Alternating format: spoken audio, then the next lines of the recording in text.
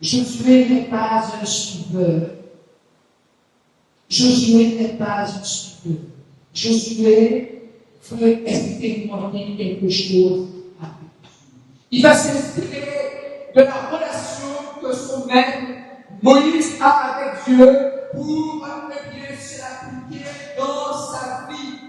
Il va sortir de son confort. Il va vouloir un effort. Il va y aller. Il va dire, mais moi aussi, puisque je suis au premier rang, c'est que vous y allez.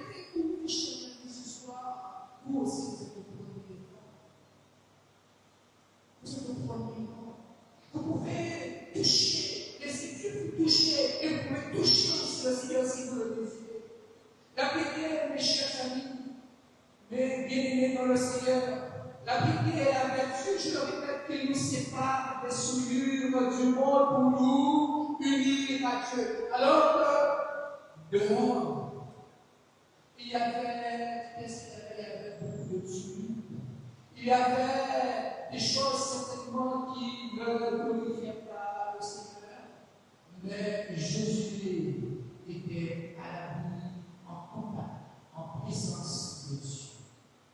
Jésus a compris que être en présence de Dieu, eh bien, c'était non seulement un privilège, mais c'est ce qu'il fallait faire. Jésus a compris une chose aussi, et je voudrais vous le dire, la piété est individuelle. C'est une démarche personnelle. Josué était un homme qui a tout compris.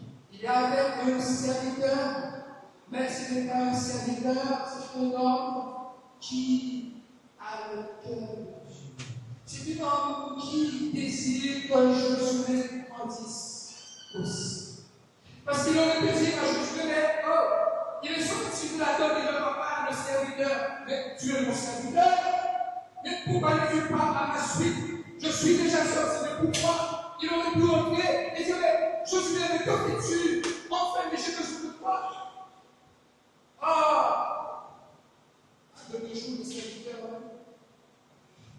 on pas tellement compter sur eux. Quand j'ai sorti, quoi tu vois? Non. Parce que je le sais dans le Dieu. Et quand nous avons contact avec les personnes pieuses, quand nous avons contact ici, Dieu, que font-ils ici? Ils vous aident aussi à repentir.